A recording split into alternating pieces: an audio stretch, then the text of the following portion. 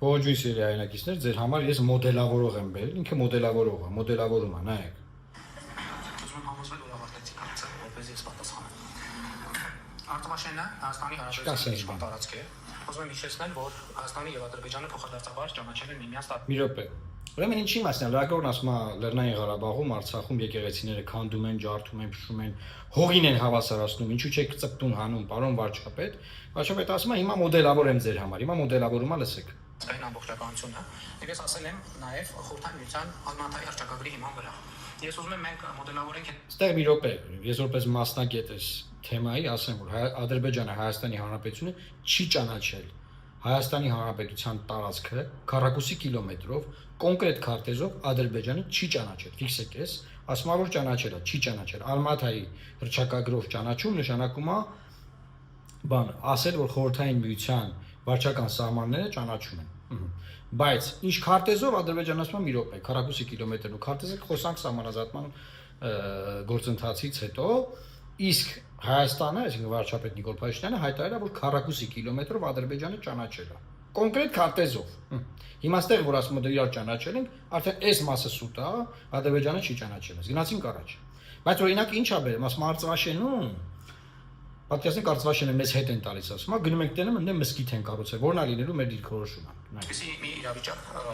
հասանք այն պահը, երբ որ սահմանազատման արդյունքում Արցախաշենը վերադառնում է Հայաստանի Հանրապետության վերահսկողության ներքո, եւ մենք գնում ենք տեսնում, որ այնտեղ կառուցվել է մեծ մզկիթ, ասենք 2016 թվականին։ Մեր ռեակցիան ինչ պետք է մենք անենք։ Եվ օրինակ այդ մզկիթի տարածքի հետ կապված օրինակ Հայաստանի քաղաքացիներ կան, ովքեր բերում են իրենց սեփականության վկայականները, ասում են գիտեք ինձ այս հողը մերն ա եղել եւ այլն եւ այսպես շարունակ եւ ամենատարբեր հարցեր։ Մենք ինչ պետք է անենք։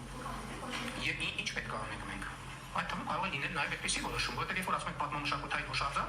մենք պետք է հասկանանք։ Այսքան հերիք ասել հայրենակիցներ, այսինքն այս ըստ էության Ադրբեջանի փաստաբանությունն է իրականացնում։ Ինչ անջանքում Ադրբեջանի փաստաբանություն, այսինքն Ադրբեջանը ձայն չի հանում, չի ասում որ եկեղեցին քանդել են, որովհետև կարող է ինչ որ ադրբեջանցիներ սեփականության վկայական ունեն այդ հողի վրա, եւ հետո դուք եկեղեցի եք կառուցել։ Դա ասում է Նիկոլ Փաշինյանը, այսինքն Ադրբեջանը անգամ չի արդարանում, բայց Հայաստանի Հանրապետությունում Ադրբեջանին արդարացնում է Նիկոլ Փաշինյանը։ Ոչ միայն Հայաստանի Հանրապետությունում է արդարացնում Նիկոլ Փաշինյանը, այլև միջազգային հանրության համար արդարացնում, որ այս վանդալիզմը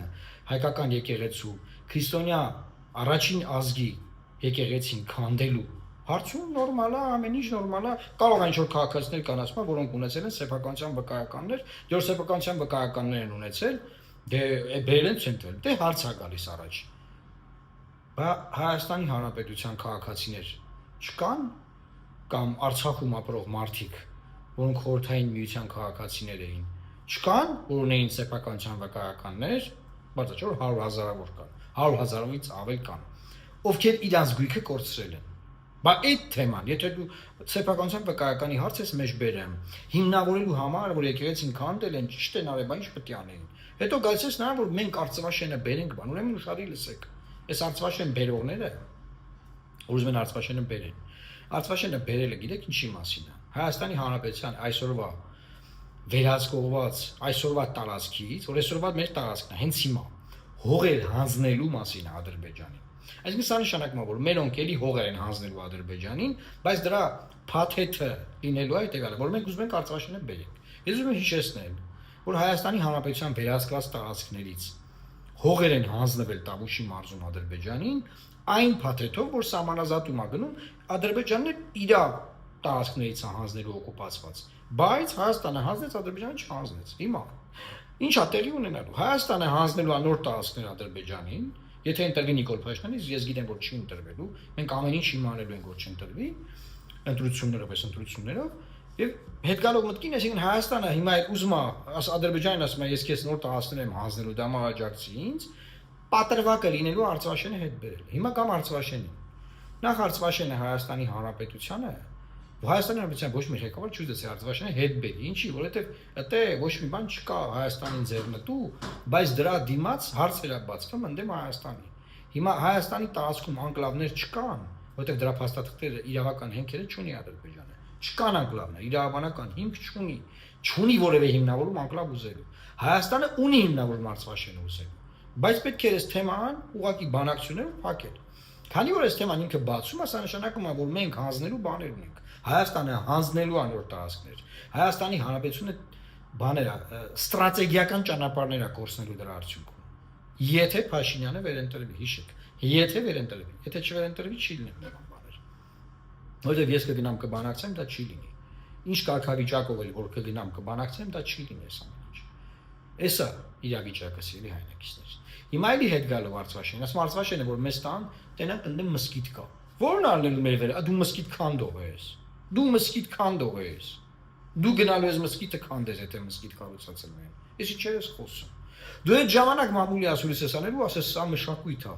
Իսլամական ամբողջ աշխարհը մեր դեմ դուրս կգա։ Ոչինչ որ ինչ-որ մարդիկ վկայականներ ունեն։ Պետությունը կփոխհատուցի նրանց վկայականների սեփականության գումարը, սակայն մսկիթը չի քանդի, որտեղ ամբողջ իսլամական աշխարհը դուրս կգա մեր ժողովրդի դեմ, եւ ես մսկիթը չեմ քանդի։ Եվ միգուցե ռացիոնալ որոշում կարող է դա լինել։ Միգուցե։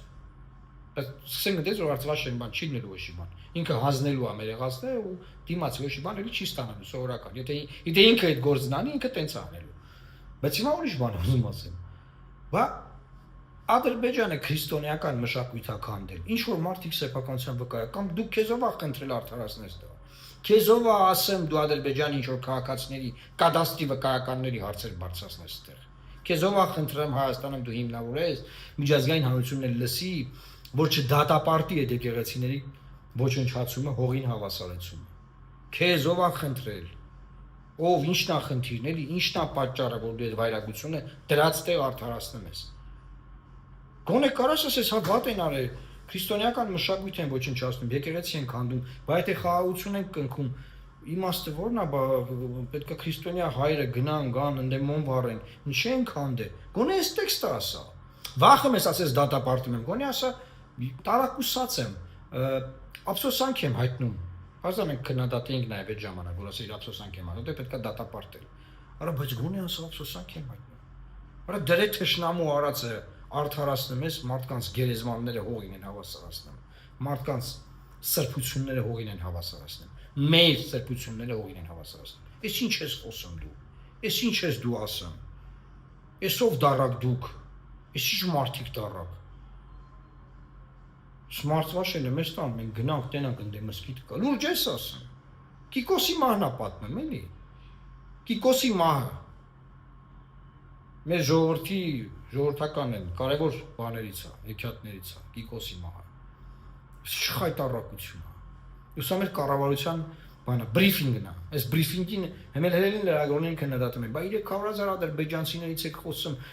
Ալիևն ամեն ինչ կտար, որ այս նարատիվը այսքան շրջանա, դե այդ նարատիվը դուք եք շրջանառվում, դուք եք ադվոկատը Ադրբեջանի, դուք եք գիշերցերեք պաշտպանում։ Փոխարչապետին բերել եք Հայաստան, հիմա լուրեր եք տալի, ուզում գնա իրանց գյուղ, չուզում գնա իրանց գյուղ, չգնաց իրանց գյուղ։ Գնա իրանց գյուղ, կասի օրինակ ես խիստ է տուն չունեմ։ Դուք ասեք դե կարաս ունենաս, ինչ է, եկուցեն դավայնա, տուն ունենա, հետո եք ասեն ախմեր, բայց ի հարևանս այդ չունի, հարևանն է գա, բանում, տենց կամաց ադրբեջանցիներին բերելու եք, էլի, բայց ինչ չեք բերելու։ Բերել եք արդեն, ինչ եք ատկազ գալի, բանը չենք բերելու։ Ինչ եք ատկազ, թիվն եք վիճարկում, որ 300,000 չի։ Ինչ եք կռիվ անում։ Կա 100,000-ը, ինչ իմանանք։ Թիվն եք վիճարկում, որ 300, տեսեք, տեսակ որ սուտ եք ասում, 300,000 չեն եկել։ Էդ եք ասում։ Ժողովուրդ ջան, այդ ձեր ցավը տանեմ։ Խայտառակ վիճակը։ Մեր երկրի ղեկավարը թշնամի պետության վայրագությունները հիմնավորում է փաստաբանություն անում, ես մեր երկրում ու ամբողջ միջազգային հանրության առաջ սևերես են գնում, խայտառակ են գնում, գետինն ենք մտնում։ Ինչի, որովհետև որ շվեյցարացու, որ ֆրանսիացուն ասենք դատապարտի պետք է ասի ախպեր, ձեր վարչապետը պաշտպանում այս ոնց դատապարտել։ Ես ոնց դատապարտեմ ասելու։ Դուք հասկանում եք, ես ուր է մեզ հասցրել ես մարդ, ես ինչ վիճակի մեջ է մեզ բերեկցել։ Հունիսի 7-ին ժողովուրդ, մենք հստակ ունենք իրավիճակ, հունիսի 7-ին մենք կարող ենք կանգնեցնել այս արհավիրքը։ Հունիսի 7-ին ձեռքբերակությամբ մենք կարող ենք այս ամենը փոխել։ Ուղղակի մի բան է պետք, որ դուք գնաք ընտրական տեղանաս, անպայման մասնակցեք։ Մեր պարագայում մենք ոչ միայն ասում ենք անպայման մասնակցեք, այլ նաև ասում ենք քվեարկեք մեր օգտին, որտեղ մենք կարող ենք կանգնեցնել այս արհավիրքը, այս խայտառակությունը, այս ադրբեջանական ադվոկատությունը, Ադրբեջանի ադվոկատ լինելը, մենք կարող ենք կանգնեցնել։ Արհավիրքի են բերելու երկիրը, նոր աղետները են բերել ժողովուրդ ջան։ Իմ բանը պլյուսը որն է, որ ինչ կանխատեսել եմ, ինչ ասել եմ, տենց եղել է։ Չեք լսել, բան է կարել, բան քաղաքական գործիչները բաները։ Նա ձեզ վերջերս բոլորը լսում այդ մտքերը օգտագործում են։ Բայց ասում եմ, մեծ ֆունդամենտալ խնդիրներ ենք ունենալու։ Մեծ մարտահրավերներ ենք ունենալու, մի խաբվեք։ Եվրոպացիք եկան գնացին, չգիտեմ ովքեր եկան գնացին, ինչ եղան, մի խաբվեք։ Մի խաբվեք, խայտառակ բաներ են սպասվում։ Հունիսի 7-ին շանս ունենք բոլորով։ Գնացեք ընտրական տեղամաս, անպայման գնացեք ընտրական տեղամաս եւ քվեարկեք։ Եվ դրա միջոցով իշխանությունը մենք կփոխենք։ Խնդրում եմ տարածել եւ լավ մնացեք, Աստված պահապան Հայաստանի Հանրապետությանը։